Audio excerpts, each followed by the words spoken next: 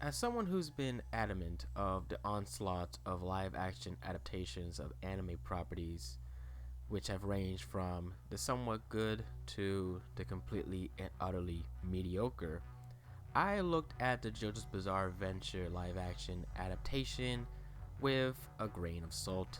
We have no idea what could be in store for us with this adaptation, how faithful they're going to be to the source material, how the actors will portray the characters, how the CGI and visual effects will look.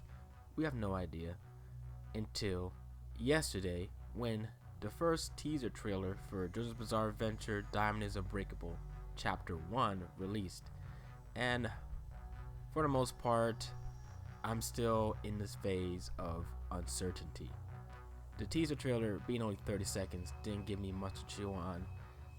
But the first thing I noticed was the color filter over the sky of Morio, or as I should call it by the real world location, Sitges, Spain. So right off the bat, I'm noticing that there are at least attempts to try to emulate the color palette of the anime adaptation by David Production. And then we see Josuke walking down an alleyway. The theme of the entire teaser gives off a sense of dread. It doesn't feel very JoJo-esque. I'm not sure whether that's an attempt for the teaser to trick us or if it's only our own interpretations of JoJo that are leaving us with this sense of unfamiliarity. Second thing I noticed was also the color palette. The alleyway where you see Josuke and a couple of goons has this weird unearthly purple color palette to it. The first thing I thought of was, oh my god, this looks like something someone in high school at a films class did on their first project. So it's based on that one scene alone, I am not left with much confidence.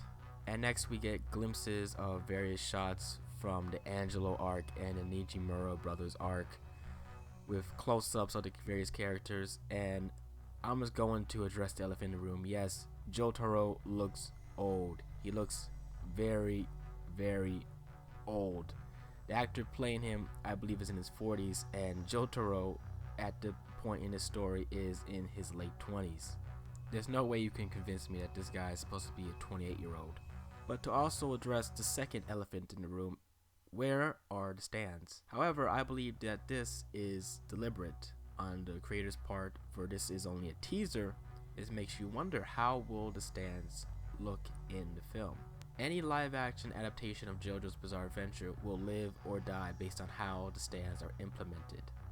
If they resort to CGI, I can say with certainty that it will look very low budget and very out of place. If they resort to live action stand-ins wearing gaudy costumes, there's a chance it could work, but it would need a level of post-production touch-up to make it look as fabulous and colorful as we would expect from a stand in JoJo. So if not much to go on, I still remain cautiously optimistic. The director for this film is Takashi Miike, who has directed the live-action adaptation of Terraformers, Ace Attorney, Crow Zero, Yatterman, Ichi the Killer. I haven't seen any of these films. From secondhand sources, I have heard the Terraformers movie wasn't very good, and I've heard that Ace Attorney was pretty decent. At that state, I am left with a sense of, oh my god, please don't mess this up. Please don't mess this up. However, until we get our first look at the stands and our first look at a full official trailer, I'm going to remain cautiously optimistic and hope that this film at least lives up to the spirit of JoJo and gives us plenty and plenty of fabulous posing. Please, we need posing in JoJo. It's just necessary. Anyway guys, this has been Master King JC of the Anti-Gaming Nexus.